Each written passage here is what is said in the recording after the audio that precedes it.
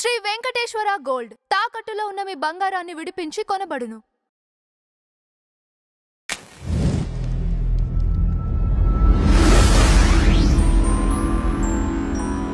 నమస్తే సార్.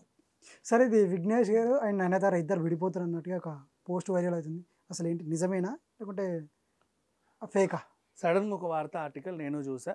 నయనతార అకౌంట్తో ఒక screen shot ఆవిడ దాంట్లో ఏదో పెట్టినట్టుగా ఉంది. ఏదో మొగుడుకు సంబంధించి వాడితో ఉండకపోవడమే బెటరు అన్నట్లుగా చెప్పినట్టుగా ఒక వార్త వైరల్ అవుతా ఉంది. పెట్టి మళ్ళీ డిలీట్ చేసిందంట నయనతార అని కూడా వాళ్ళు అంటారు. అంటే 24 గంటలు నయనతార ఏం పెడతారు ఇట్లా చూశారు, టింగ్ అని ఒకటి వచ్చింది, టింగ్ అని ఒకటి డిలీట్ అయిపోయింది, అది వార్త అయిపోయింది.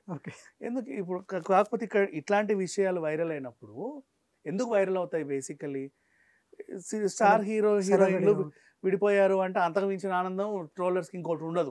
బేసిక్గా ఇంటర్నెట్ వాళ్ళకి, నెటిజన్స్కి అసలు ఎంత సంతోషం అంటే అంత బాబా ఎంత గొప్ప విషయం జరిగింది అనుకుంటారు. దాని గురించే చర్చ. ఇంత చర్చ జరిగినప్పుడు వాళ్ళు స్పందించకపోతే ఇట్లాంటివి వైరల్ అవుతూ ఉంటాయి. ఇప్పుడు మన ధనుష్తో ఏదో అయినప్పుడు స్పందించావు, ఇప్పుడు ఇది ఏదో అయింది, నువ్వు విడిపోతున్నావు వార్తలు వస్తున్నాయి.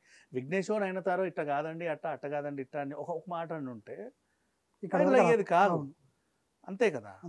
లేదు అంటే నిజమేనేమో అనుకుంటారు.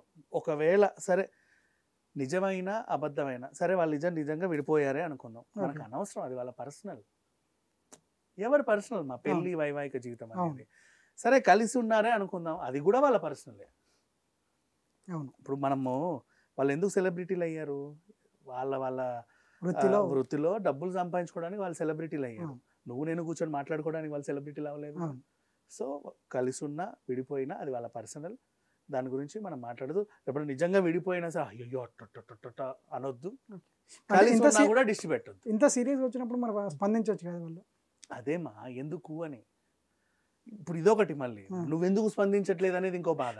వాడు స్పందించిన తర్వాత ఆ స్పందనను కూడా ఒక ట్రోల్ చేస్తారు. ఇంత లేట్గా ఎందుకు స్పందించావు, ఆ స్పందన కూడా నువ్వు అనుకున్న మోతాదులో ఉండదు.